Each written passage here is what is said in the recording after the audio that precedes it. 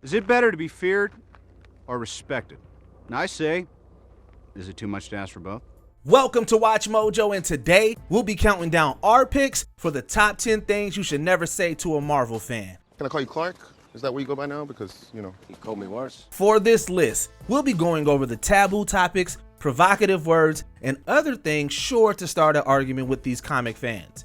To be clear, we won't include something like having superhero fatigue, since that's not specific to Marvel. If there's something that gets your Marvel fanboy blood boiling that we didn't include, never say never to telling us in the comments down below.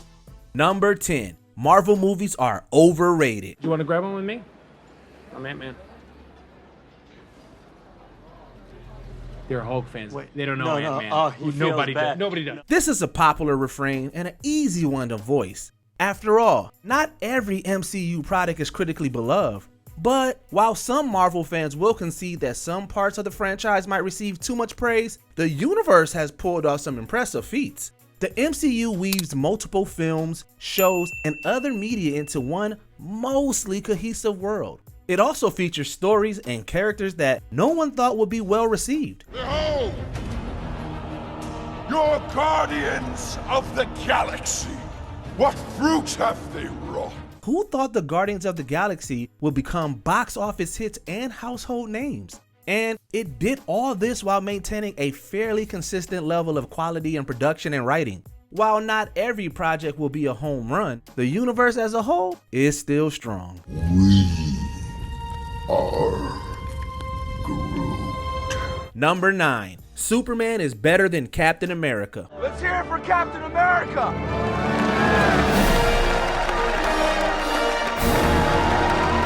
When DC and Marvel's patriotic heroes are compared, some will tout Superman as the superior superhero.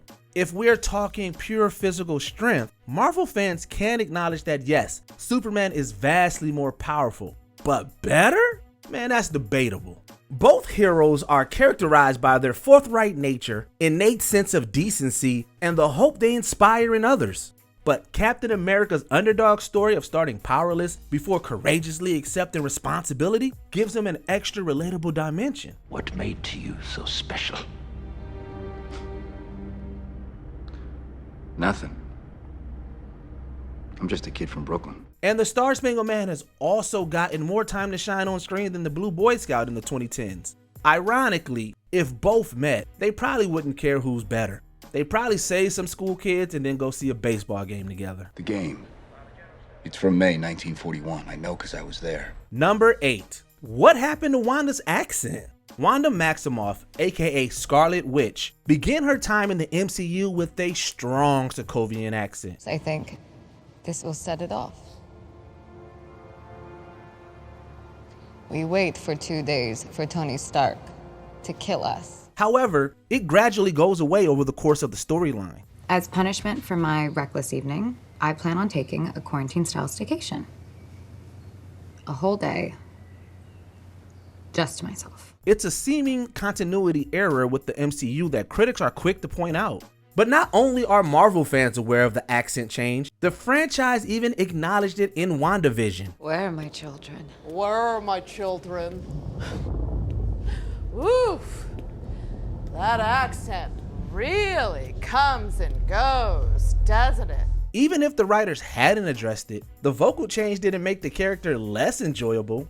And hey, people's accents change all the time in real life, from something as simple as performing a role. Any naysayers who still weren't satisfied were probably happy to see the Sokovian voice return in full force in Multiverse of Madness. I opened the dark hold. I have to close it. Number 7. Marvel has weak villains. I want my bird. A bird? You want a bird? I want my bird. I can get you a bird, I can get you 10 birds. I want my bird. Ragging on Marvel villains has become a bit of a cliche at this point. If people aren't pointing out how the villains mirror the heroes, they're decrying how underdeveloped they are. And to be fair, they're not completely wrong. While Marvel has top shelf villains in its roster, a lot of them, particularly in the films, don't get enough time to develop as characters in their own right. The fact that a lot are killed off in their first appearances probably doesn't help either. However, Marvel fans will point to newer villains like Killmonger to show how the franchise has improved on that flaw. Y'all sitting up here comfortable. Must feel good. It's about 2 billion people all over the world that looks like us, but their lives are a lot harder. Additionally, along with tentpole villains like Loki and Thanos, the TV series have amazing villains that aren't given nearly enough credit. Did I foil your evil plan? Evil? Come on, how reductive. Number 6, the MCU movies are all the same. And 3, 2, 1. The MCU is often criticized for having movies that are all the same. If you look at surface level details, Iron Man, Ant-Man, and Doctor Strange have very similar structures. Several other MCU movies have elements in common like final battles against CGI foes of some kind. But these structural similarities don't prevent each new film from bringing unique elements to the MCU. Why are you doing this to me? To show you just how much you don't know. Open your eyes.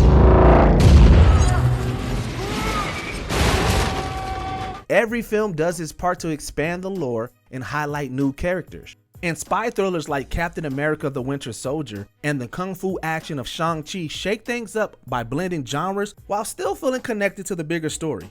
We feel like Brendan Lee Mulligan said it best. 18 beautiful movies, interconnected into a single tapestry, a surging saga exploring the nature of power and responsibility.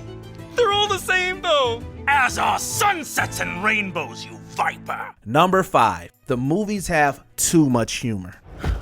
Hey man, I'm Korg, this is me. We're gonna jump on that spaceship and get out of here. Wanna come? Tonal whiplash is a real thing, we know. And the MCU does have some humor that lands like Bruce Banner on the Rainbow Bridge. Still, for every awkwardly placed joke in the MCU, there are about 10 or 20 that land. Classic. Plus, sometimes the joke can help relieve the tension. Despite their reputation for being funny, there's still plenty of grim events that happen in Marvel movies. I don't know what's happening. I don't know. I don't want to go. I don't want to go, sir. Please. Please, I don't want to go. I don't want to go. Fans feel like the too funny critique ignores the weightier projects that greatly tone down the humor. It's understandable that not every viewer wants a ton of jokes in every movie. However, saying that something was too humorous still feels like a funny criticism to many Marvel fans. I'm gonna ask you this one time. Where is Gamora? Yeah, I'll do you one better. Who's Gamora? I'll do you one better. Why is Gamora? Number 4, anyone who reads the comics is dumb. Just watch the movies. Whenever anything gets a popular adaptation, some newer fans will look at the version on screen as the definitive version. Is it still the greatest movie in history? It never was. Don't encourage this, all right? But those who experienced the original consider the opposite to be true. In the end, both the Marvel movies and the comics are worthy stories. Marvel Comics has been around for decades, and the sheer volume and quality of the stories is impressive. They've also provided completely different takes on characters like Hawkeye and Mantis, just to name a couple. What exactly is it that they do? Kick names, take ass. Yeah, that's right. There's no reason to attack someone just for liking their favorite version of a particular story. While hardcore comic collectors might spend more on a rare issue than a movie ticket, they are not any less of a fan for doing so. Destiny arrives all the same. And now it's here. Or should I say, I am. Number 3, Stan Lee cameos are stupid. Is not meant for mortal men. Neither was Omaha Beach, Blondie. Stop trying to scare us. Come on. Why wouldn't you love Stan Lee cameos? Lee was a legend who helped bring many Marvel characters to life during his career in Marvel Comics. His cameos always used to get a laugh or a cheer from the audience. However, some people claim his appearances take them out of the experience by drawing attention to the fact that it's a movie. Gee, I've got so many more stories to tell. Guys. Oh, gee. But none of the cameos are really all that long. Stan Lee's appearances were just a fun nod and wink to the audience and to the celebrated comics creator. Anyone who's got a problem with that could probably be described as whatever the opposite of Excelsior is. Every day with these damn alarms. Shut it off. Don't make me come down there, you punk. Number 2, DC is better than Marvel. Dad, that's Superman. Jack, it's really funny, Jack. No, that is no, definitely not he Superman. is Superman. For years, DC and Marvel fans of all ages have argued over which comics, TV shows, cartoons, and movies featuring their favorite heroes are better. Marvel fans naturally prefer Marvel heroes and properties and will defend them the most vocally. Big man in a suit of armor. Take that off. What are you? Genius, billionaire, playboy, philanthropist. And certainly, if you look at hard box office receipts for the cinematic universes, they would come out on top. But at the end of the day, DC still has plenty of exciting heroes and great films. We doubt Marvel fans skipped the Batman or that DC diehards ignored Infinity War. What someone prefers all comes down to which great universe they prefer.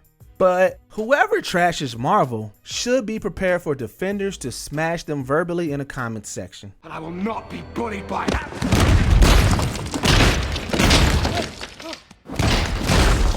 Before we continue, be sure to subscribe to our channel and ring the bell to get notified about our latest videos. You have the option to be notified for occasional videos or all of them. If you're on your phone, make sure you go into your settings and switch on notifications. Number 1. The movies aren't art. Beautiful. Beyond compare. Art, like beauty, is in the eye of the beholder. But even so, for people to dismiss the MCU as not being art feels more than a little condescending and reductive. It's no secret that the movies love their spectacle and fight scenes, but the Marvel films also have complex heroes, beautiful cinematography, and heartbreaking drama. And a few have also been seen as milestones for representation in Hollywood by uplifting different cultures and heroes. I, Zuri, son of Badu, give to you Prince T'Challa, the Black Panther. The people who dismiss it as not art disregard the hard work the filmmakers and actors did to make beautiful stories. And even if those factors aren't enough to convince someone that there's art in the MCU, fans will always find the art in this shared universe. It's beautiful. Did you enjoy this video? Check out these other clips from WatchMojo, and be sure to subscribe and ring the bell to be notified about our latest videos.